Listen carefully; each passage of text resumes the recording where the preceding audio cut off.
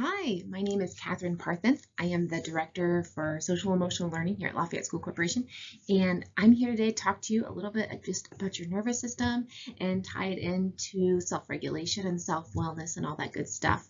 I know that this is a very difficult time, and the conversation about self-care can sometimes be a little trite, but hopefully the information we're going to talk about here today is a little bit more is a new angle that you can look into. So as we're learning more and more about the brain and using neuroscience in classrooms, I just wanted to reiterate that I know that you're having a hard time, and I know that you were feeling the stress and that compassion fatigue, and it's partially because of this pandemic, right? And all of these factors that are coming at us right now. And so we know that the brain cannot handle three conditions: being isolated, being restrained, and having an unpredictable environment. And so with this pandemic, those are three things that we're getting all the time.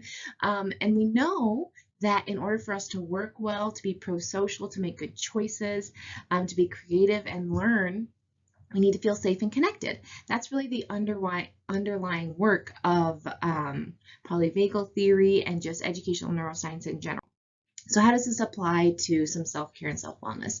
And so, as I'm sure you're probably feeling burnt out right now, you're doing so much, you're feeling these things in your body, whether that be exhaustion, maybe some stomach troubles, but you might also be feeling it just in your mind with your lack of focus or feelings of dread going to work. These things are very normal right now, which is unfortunate. And I don't have to tell you what's causing these things, right? Not being able to control your environment, having this dissonance between what you think that your job is versus what you end up having to do, just having this incongruence with your work and life. That imbalance just of time, or whether that be why you came into it, or feeling like you can be yourself. And there's also that compassion fatigue too. That's the more of that vicarious trauma that you feel when you're dealing with individuals who are having a hard time, who have difficult things that they're bringing to your work, to the table, whether that be through the social services, counseling, or schooling that you're doing. And so that cost of caring is very real too. Whereas you want to be this really caring individual who is that warm demander, it can be exhausting, and that secondary vicarious trauma does weigh on your shoulders, and that can lead to things just like irritability, inability to continue to feel compassion, being depressed. You end up isolating yourselves from others. You feel numb. I mean, it's an exhausting thing to deal with others who are dealing with problems, even if you might not have your own problems yourself. And so burnout is typically just this feeling of being worn out, whereas that compassion fatigue is a little bit more when you're absorbing that trauma from others. I'm sure you're very well aware of this. And what's zapping that feeling of energy, as I'm sure you can imagine, besides just the general nature of living within a pandemic, I mean, just the constant barrage of emails and Zooming that we have to do, feeling like you're always on and you just have so much on your to-do list, multitasking, not necessarily focusing on one thing, but kind of juggling a couple things at the same time, just the constant news cycle that we're seeing, and just the political climate in general. That's something that I definitely know that I'm feeling right now, just feeling like I'm aware of so many things, and which things am I supposed to care about right now, and enlightened perspective of what's going on, going into work and doing my job. It's hard, right? I understand. And so you probably hear very frequently the conversation between self-regulation, self-care, and self-wellness, and we have all these terms about ourselves, and that is important. That's so important, right? Self-care, self-wellness, self-regulation, those are not selfish things. We need these things, as I'm sure you know. In order for us to help others, we have to take care of ourselves first. So I just kind of wanted to show the difference in how I interpret these three different terms. Self-regulation being in those individual moments of dysregulation. How are you responding in the moment to maybe get back to homeostasis? How can you maybe just focus or feel a little calm in that moment, right? And so a lot of the times those things are sensory based, as we'll talk about. Self-care then is kind of this culture of how do we, after a stressful day, just feel better, right? Sometimes it can be a little self-indulgent. Sometimes it can be things like spending money on something and maybe going and enjoying some time at the mall, or maybe getting some dessert, or maybe it's, that Friday happy hour. It's reacting to this very extreme work culture that we have in either little small doses or extreme doses. Sometimes it can be kind of indulgent, right? Sometimes it can be really healthy too. But I want to flip that to then the idea of self-wellness, right? Self-wellness is a little bit more of an active, proactive way in which we can form some habits, form some boundaries, have some routines and daily habits that make it so that we're actually promoting the self-wellness within us, as opposed to just being reactionary, because that self-indulgence can be necessary and fun and make it so that you feel like, okay, this was still a good day. But the self-wellness is going to be more of those long-term habits that are going to promote the happiness over a long period of time. And so I know sometimes I feel guilty coming into a conversation talking about self-wellness right now, because it can be dangerous. I think I agree with this article, for us to pretend that self-care is going to be the savior for how we feel as educators or as people who are in health and human services, right?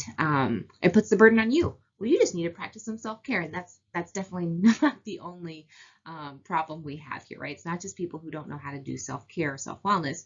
There's a lot of the system that is weighing on our shoulders. So I totally understand that, and I don't want you to come across this presentation thinking that this is what's going to cure the way you feel. There's another perspective out there that says, well, only 10% of your happiness is actually caused from life circumstances, right? The other 90% of your happiness is because of your biology and your genetics of who you are, but also being intentional, right? It's kind of a mind over matter thing. I'm currently participating in that Science of Happiness course that's made by the IDOE, and this is where that's come from. And I think that this is a great perspective to have, right? Having this mindset of, okay, the way that I interpret my world or my activities can really influence, how I sleep at night or how I feel my day went. And so what I'm hoping, what my kind of perspective is, a little bit of A, a little bit of B, right? I think self-wellness is super important, and we need to be aware of opportunities for self-care here. We need to understand how our nervous system works. But I also think that there's ways that we can be resilient and try new things too. What I believe from this conversation we're going to have here today is control what you can, right? I could just say, you know what? It is the system, and there's nothing you can do about it, with self-care. And I don't think that's really fair. I think that there still is some ability for you to control how you feel, because these are skills that you could use in regardless of which career you're in, right? I hope that we talk about listening to your nervous system and our body and our mind, and giving yourself some grace and some forgiveness and some gratitude for what your body's going to do for you. So today, I'm going to give some general self-wellness tips, just because I think sometimes it's still nice to see what other people suggest, or ways that we can feel more fulfilled throughout the day, and ways that we can create boundaries and strategies we can use just to feel better in general. But I also want to talk a little bit about polyvagal theory and how we can explore and reflect on that to help in those moments of self-regulation during the day. So self-wellness, as we mentioned, isn't just bubble baths and chocolate, right? Self-wellness is things like having boundaries. Am I going to engage with someone who I know maybe I have a toxic relationship with? Validation, making sure that you are validating your own feelings, like, I am feeling frustrated, and that's okay. You don't have to feel guilty for your emotions, right? It's engaging in support systems, whether those be your colleagues, your mentors, your significant others, your families, right? Who are your support systems that make you feel better throughout the day, and tap into those. Building community. So if you're maybe a new mom, finding maybe a mom's club in your area, or if you're someone who has family members that maybe suffer from mental illness, maybe there's places where you can go where you can find like-minded families, so that you can also feel validated in the struggles that come with those experiences, right? And so finding community of like-minded people can be helpful too. Being physical, obviously, that relationship between getting rid of the cortisol in your body is important, but also just active body, active mind is just going to make you feel better in the long run anyway. Being resilient, so that's the idea that everyone deals with adversities, whether they be big or small, and moments of dysregulation throughout the day, and you kind of have this natural kind of wobbling. And if you stay up, then that means that you're resilient. But if you allow things to maybe knock you over, that's having a lesser mindset of resilience. So trying to find ways in which we can support each other, whether that be through one-on-one relationships or mindset, so that you can become more resilient as you deal with adversities.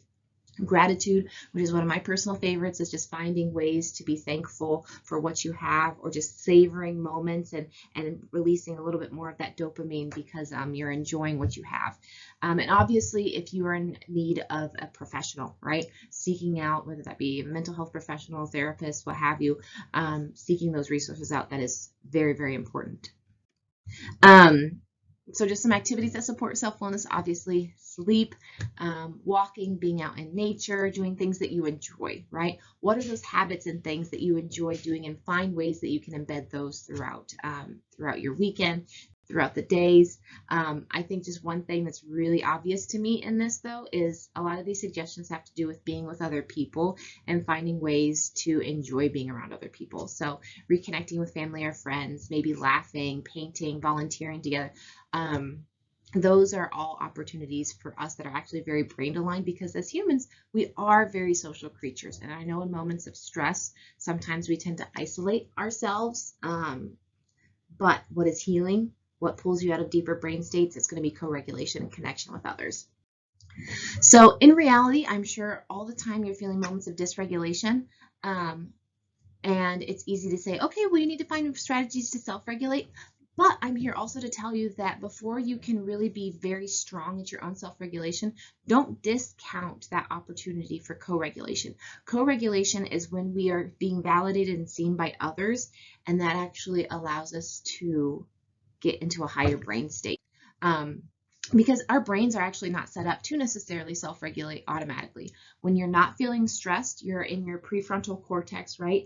That last part of our brain that's there to develop, that's important for things like planning, critical thinking, learning language, being creative, making long-term decisions.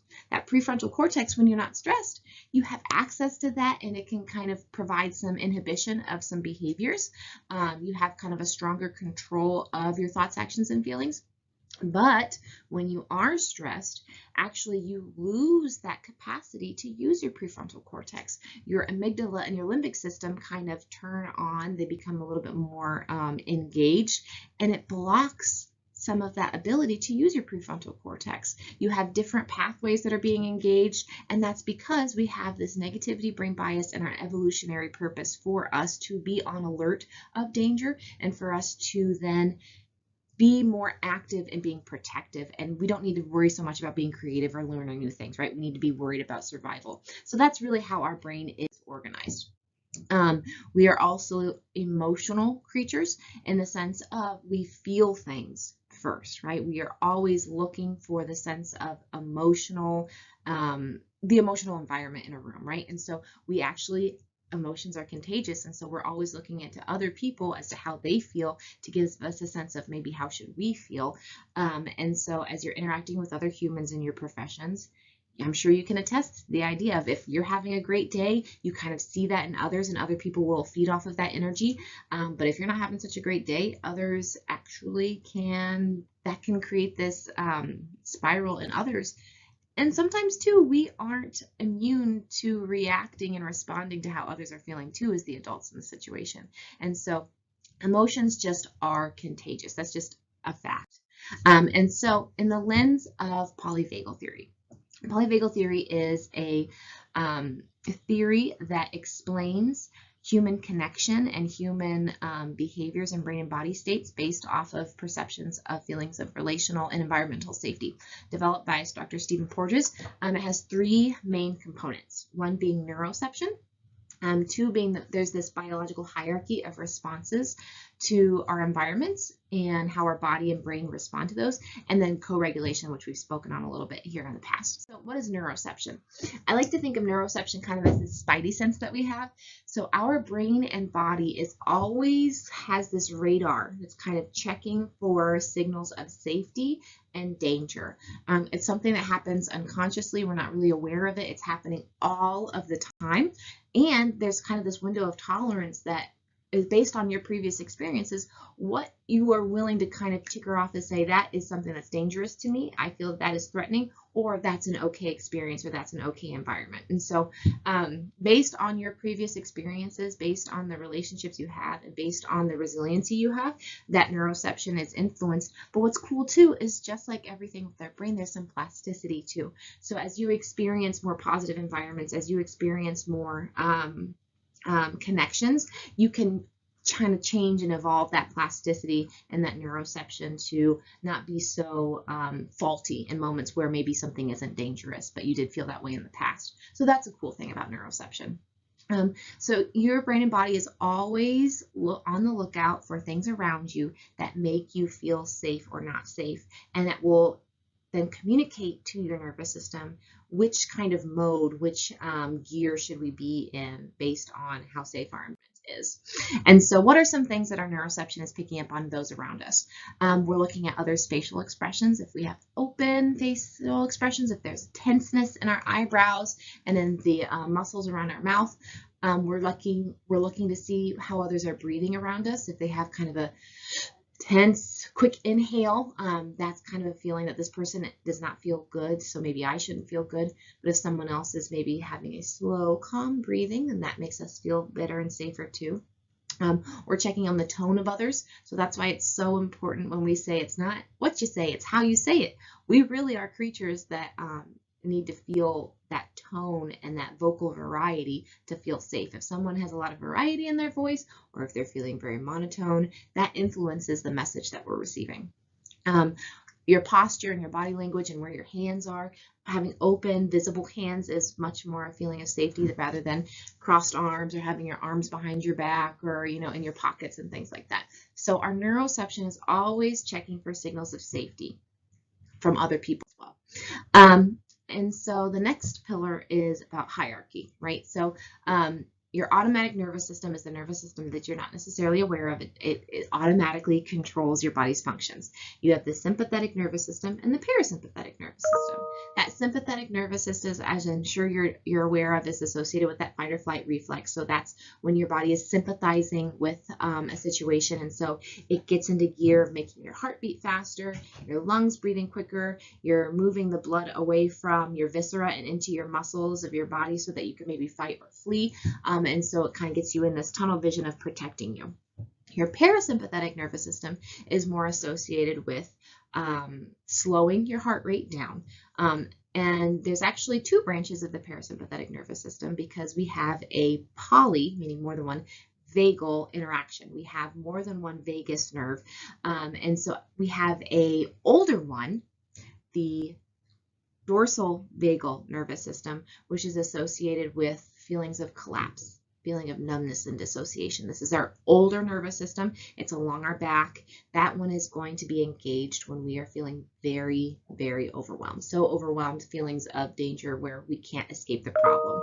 Whereas our ventral vagal nervous system, that is something that is engaged when we feel that our environment is safe and that the relationships we have with others around us make us feel safe too. That one is the ventral vagal, that is along the belly. That's the newer system that we have. This actually interacts with our facial expressions and our heart rate. So this slows our heart rate down too, because if you think about it, if we were to be in our sympathetic nervous system all the time, where we're always reacting, our heart rate's always beating, we're always kind of in this feeling of mobilization, it's really difficult for us to interact with others appropriately, for us to focus on things, for us to just be with each other, right? So the ventral vagal nervous system, when we have our feeling of safety from our environment and feelings of safety from others, we can slow down, we can engage in facial expressions that promote communication and co-regulation with others. We can engage with others appropriately, and that allows us to have access to our prefrontal cortex. So in all moments of the day, you are probably kind of downshifting between the ventral vagal system and your sympathetic nervous system. The dorsal vagal system, which is that immobilization, freezing, collapsing, that's that really deepest, oldest way in which our brain and body responds when we feel that the environment is not safe and those around us are not safe. That is a life-threatening feeling. And so this is a chart from Dr. Lori Desautel's that's developed based off of the work of Dr. Stephen Porges and Deb Dana, showing just kind of different emotions that you may feel based on those three hierarchical states, right? So when you're feeling good, you're feeling connected with others around you, you feel joyful and in the presence, you feel like you are optimistic and you can learn and you're focused. You might be, humorous in this point in time. But if something may be a trigger or something activates you to feel like something is either threatening me or I'm a little anxious, I'm a little worried, that's when you dig down into the sympathetic nervous system. Your brain and body responds to mobilize. So you might feel a little angry, anxious, your body might start twitching, you might start patting your hand or your foot. That's when you might see some of those behaviors where you see eloping or pacing or flipping tables and things like that. And if you are in an even deeper mode of feeling threatened and overwhelmed, where your brain and body, your neuroception has said, this is actually too great for us. We don't have the ability to fight or flee from the situation. We should probably just prepare for death. That's how deeply down we feel that mode. You move into that dorsal vagal nervous system where you feel those moments of numbness, dissociation, depression, overwhelming. So this is the body collapse. And based off of those moments, we have different strategies that you can potentially utilize when you're feeling that way. So hopefully you aren't feeling that deepest mode of collapse, but I know that in this day and age right now, we're having more and more educators and people in the health and human services that are feeling that way. So I completely understand, because our brain and bodies have not been, we are not evolved to deal with this level of trauma for this period amount of time, right? We are supposed to maybe be exposed to something stressful for a little bit of time, we react, we respond to it, we get it out of our systems, and then we can move on. We are still dealing with this, so I completely understand if your brain and body feel that way. And that's the thing with this work, is that there's not supposed to be any sort of judgment for feeling that way, right? Your brain and your body has been built this way so that it can keep you alive. The point is to keep you to survive, right? Not to necessarily keep you happy, but to keep you alive. So when you feel numb and overwhelmed, that's your brain and body's response and way to react, because it feels that there's a very overarching theme of danger in your life. If you are feeling anxious and tunnel visioned, your brain and body is trying to get you to a place to survive. So I digress. I apologize. So co-regulation is the third pillar of polyvagal theory. So this is what we've talked about, the sense that we as mammals, we as humans, have evolved to respond and react with each other. We require social interactions, experiences to learn. And so we don't automatically have the ability to self-regulate. We need co-regulation from others. We need to see that in others.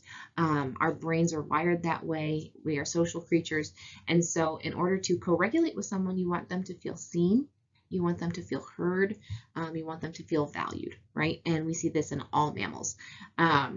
And I'm sure many of you are very good at doing this, because you notice when you co-regulate with someone else, it takes a little bit more time than maybe just sending someone out to the hallway or dealing with something, maybe whether that be disciplinary or maybe dealing with a significant other in which they're feeling stressed out. When you sit down and you validate them for how they're feeling, that's what that person needs, right? Imagine if someone came up to you and just said, oh, it is what it is, right? Or they say, oh, it really looks like you're having a hard time. You're feeling stressed. That is stressful, right? There's such a huge difference in maybe someone trying to solve your problem for you and someone just seeing it for what it is and how you feel afterwards. So what are some strategies that we can use in these different brain and body states? So let's start at the lowest first. So if you are feeling like you are a part of that collapse state, you just feel very overwhelmed, very numb, very shut down. Your dorsal vagal nervous system is engaged. This is kind of the lowest part of our brain stem that is online. So it's very sensory based. So if you're feeling in this mode, this is maybe where you need to spend some time where you can be outdoors, get some sunlight, get some fresh air on your face.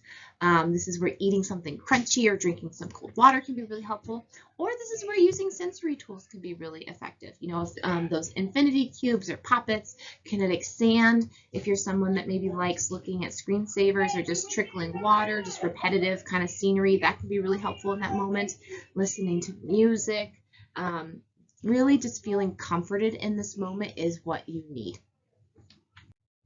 If you are in that fight or flight state where your sympathetic nervous system is engaged and your limbic system is kind of turned on with the amygdala ringing and saying, hey, I'm on alert, this is where we really are looking at some more of those emotional needs and relational needs.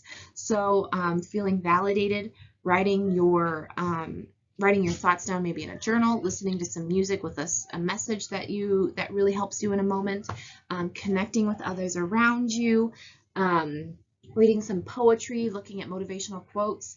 That's something that can be really helpful in that moment.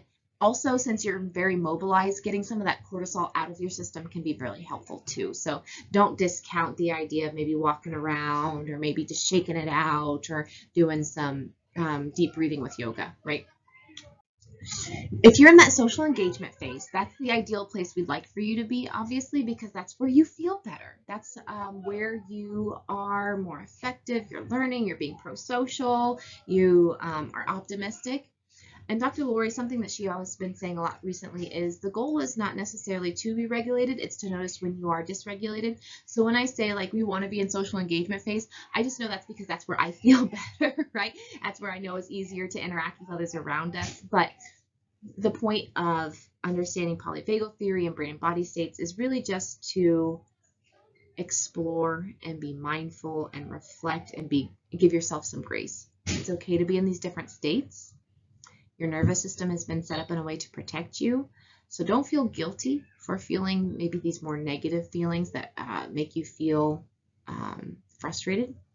But let's find some ways that we can maybe make you feel less frustrated, make you feel more calm. So when you're in the social engagement state, we want to keep you there, right? So what are some strategies to kind of keep you in those moments? So if you're in the social engagement phase, your prefrontal cortex is online, you're in your ventral vagus nervous system, you have the capacity to be a little bit more creative, to think ahead, to think about what you might need, right? So what's cool in this moment is you can maybe write a letter to yourself in the future for when you know you might feel dysregulated, like what would you need in that moment?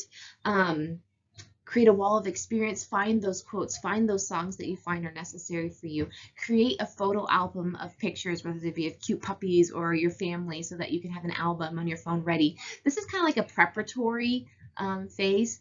You know, looking at things that are brain and body videos, learning about your brain in this moment can also help you so that when you're in that social engagement phase, you're more able to learn about your brain. So take that moment to learn a little bit more on what are some other strategies you could find in that moment. Watch some TED Talks. Talk to yourself. That's one that I do pretty frequently when I'm in my social engagement phase. So there's so many strategies that you can use to help yourself feel better in those little micro moments.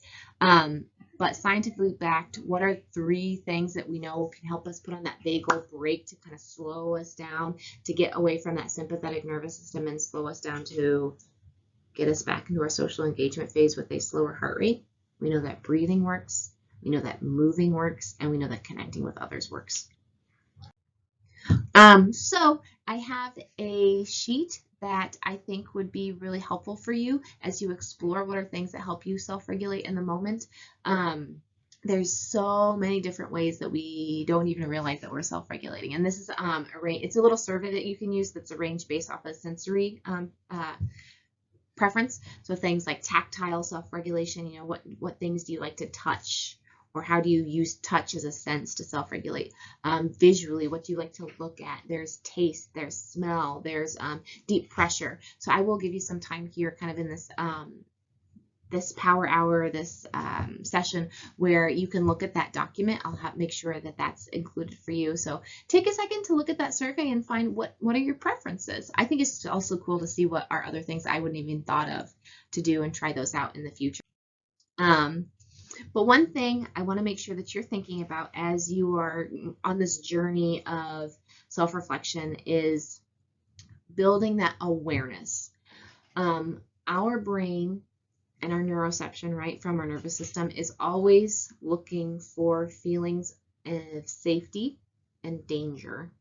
And we feel that in our bodies through different sensations, right? So we could feel that sensation can be emotion-based. Oh, I feel sad. I feel scared. I feel worried.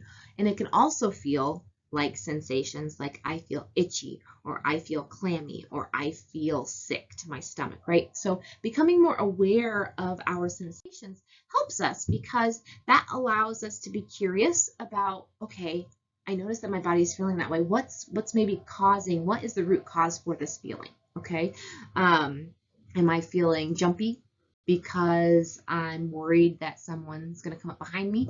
Am I feeling speechless? Am I feeling sensitive, right? So just always on this journey of self-awareness is kind of being curious and connecting our sensations and emotions to our environment and wondering, maybe why do I feel?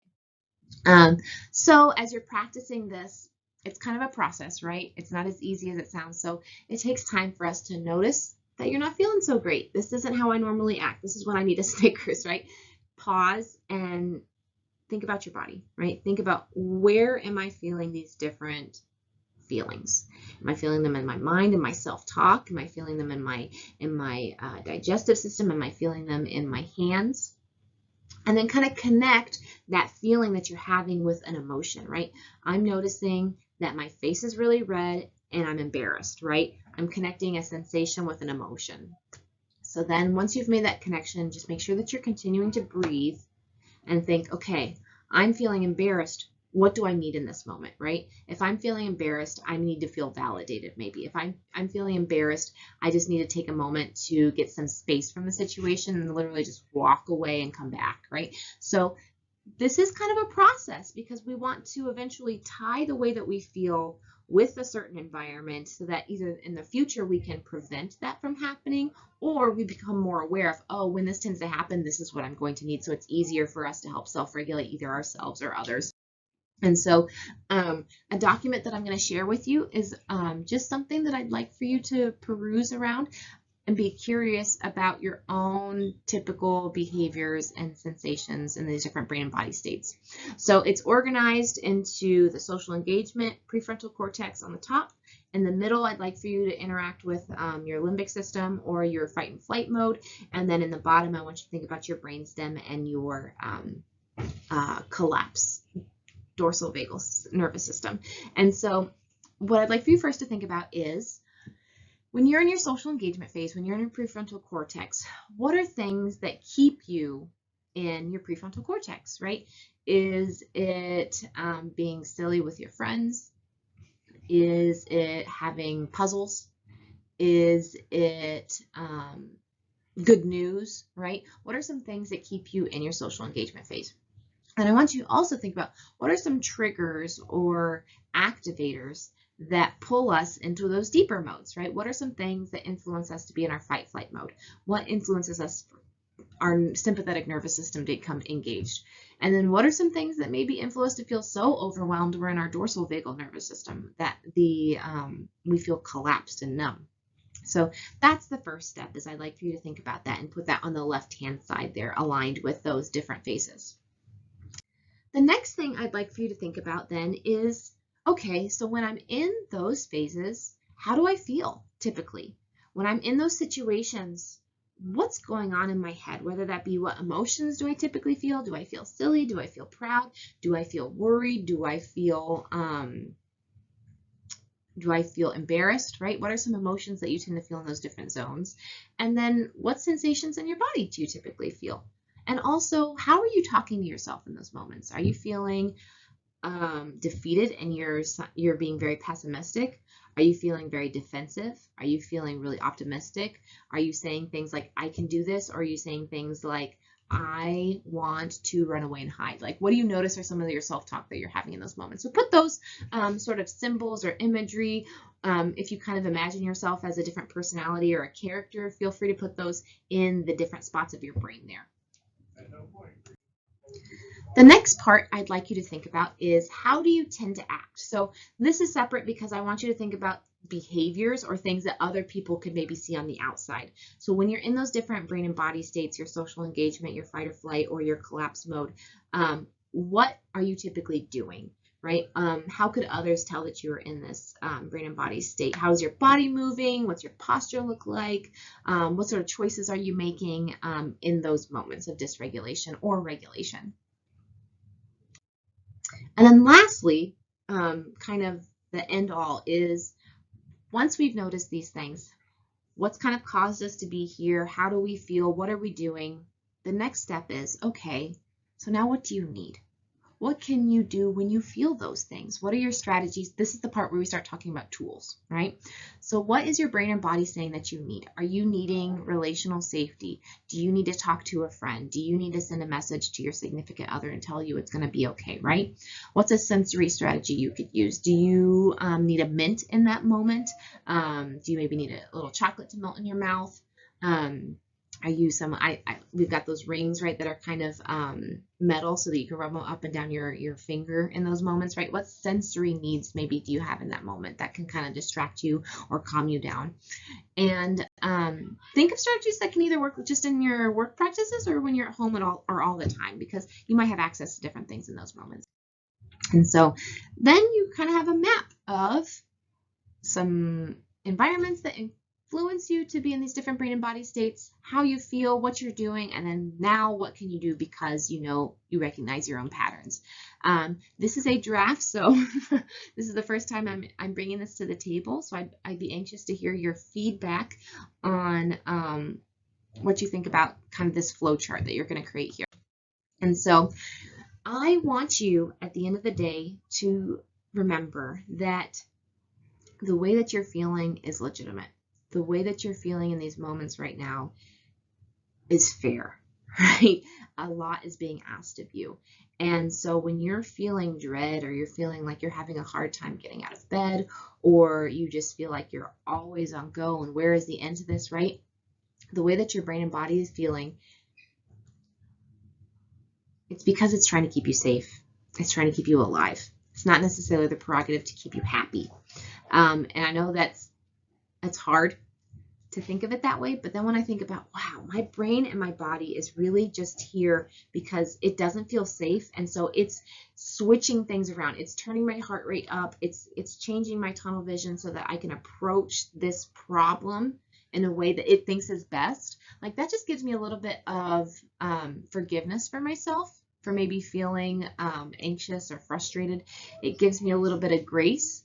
And it allows me to see others in a different way too. It allows me to see that this unconscious way that our brain and body is shifting gears is not voluntary. It's unconscious and it's very fast. So I see things and the way that other people are around me less about like choices and more just about unmet needs. So that's been helpful for me too, as we talk about mindset and keeping my peace of mind of going to work every day, right? And so, thank your nervous system for how it's acting. The whole point of kind of applied educational neuroscience framework, polyvagal theory, just using neuroscience and brain-aligned strategies is practicing, noticing. We're on this journey to building self-awareness and trying new things and being curious, keeping at it, noticing what works, noticing what feels good, noticing what doesn't feel so great, being open to trying different things that maybe you didn't expect, and just notice how you feel. And I know that the conversation today was really about thanking our nervous system, because I want us to recognize that our nervous system is plastic. It can change. It can make us feel better. So find strategies that really work for you. For me personally, gratitude and like savoring little moments of goodness throughout the day has been really helpful for me. And leaning into this co-regulation, because I know I personally sometimes isolate myself a little bit and just kind of shut down when I'm feeling really overwhelmed, and I'm trying to do a better job of just explicitly communicating how I'm feeling in those moments to my partner so that he knows how I'm feeling, where it's coming from. And that's just been such a relief. And that validation has been huge too. I can tell someone I want advice or I just want to be seen or heard. So practice different things, thank your nervous system, and please do let me know if there's anything I can do to be of service. My email is here. Follow me on Twitter as we explore this journey of self-awareness together, and I hope you have a wonderful rest of your day. Thanks for having me.